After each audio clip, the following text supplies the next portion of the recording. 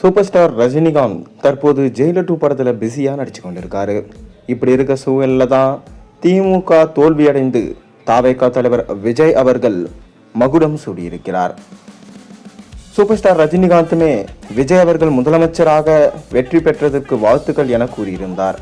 ஆனால் இப்போ வரைக்கும் சூப்பர் ஸ்டார் ரஜினிகாந்தை விஜய் அவர்கள் சென்று பார்க்கவே இல்லை. தொடர்ந்து ஸ்டாலினை சென்று வீட்டில் பார்த்திருந்தார்.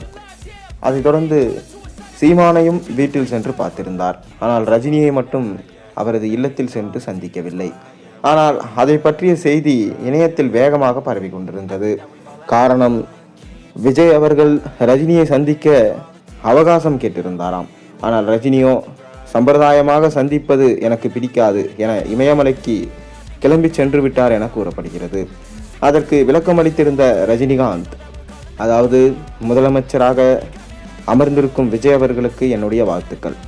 அவருக்கு 2 வருஷம் டைம் கொடுங்க. கண்டிப்பாக பார்த்தீங்கன்னா அவர் நல்லாட்சியை கொடுப்பார் என்பதில் சந்தேகம் இல்லை. நான் ஸ்டாலினை சந்தித்தது நட்பு ரீதியாக மட்டுமே, வேற எந்த உள்நோக்கமும் கிடையாது. நான் விஜய் மீது பொறாமைப்படுகிறேனா? அவர் 2K கிட்ஸ், நான் 90 கிட்ஸ். எங்கள் 2 பேருக்கும் ஒரு ஜென்ரேஷன் கேப் இருக்குது. இப்படி இருக்க நான் எதுக்கு விஜயை பார்த்து பொறாமைப்படுறேன்? விஜய் என்னோட பையன் மாதிரி. அவர் தமிழ்நாட்டை ஆண்டா சந்தோஷம்தான். நான் இருந்தா கண்டிப்பாக ஜெயிச்சிருப்பேன் என ரஜினிகாந்த் கூறியிருந்தார். ஆனால் இப்போ ரஜினிகாந்த் என்ன சொல்லியிருக்காருன்னா, விஜய் கேர்ஃபுல்லாக முதலமைச்சர் பதவியை கையாள வேண்டும். காரணம், நாட்டில் பல்வேறு சமூக சீர்கேடுகள் தொடர்ந்து இந்த 15 நாட்களாக அதிகமாகியுள்ளது. 25 கொலைகள், 17 பாலியல் வன்கொடுமைகள், 4 வன்புறுத்தல்கள் போன்ற பல பிரச்சனைகள் தமிழ்நாட்டில் அதிகமாகியுள்ளது. இது தானாக நடக்கிறதா இல்லை யாரோ செய்யும் சதியா என தெரியவில்லை.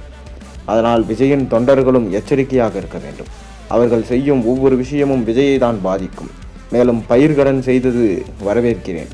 தொடர்ந்து விவசாயிகளின் பிரச்சனைகளை விஜய் அவர்கள் கையில் எடுத்தது நல்லது. அதே போல மகளிருக்கு இலவச பேருந்து திட்டத்தையும் விரைவில் செயல்படுத்த வேண்டும். அதற்காக விஜய்க்கு நான் கோரிக்கை வைக்கிறேன் என ரஜினிகாந்த் அவர்கள் கூறியிருக்கிறார். தொடர்ந்து இதுதான் சோசியல் மீடியாவில் மிக வைரலாக போய்கொண்டிருக்கு. அதை தொடர்ந்து விஜய் அவர்களுமே ரஜினிக்கு நன்றி, என்னை இந்த அளவுக்கு ஒரு உயரத்திற்கு கொண்டு சென்றார்னா அதற்கு காரணம் ரஜினியும் கூட. அவரை பார்த்து தான் நான் வளர்ந்தேன். இனியும் அரசியலிலும் அவரை பார்த்து அனைத்தையும் நான் கற்றுக்கொள்வேன் என விஜய் அவர்கள் கூறியிருக்கிறார். நீங்கள் இதை எப்படி பார்க்குறீங்க? ரஜினி பேசியதை உங்கள் கருத்துக்களை மறக்காமல் கீழே கமெண்ட்டில் சொல்லுங்கள்.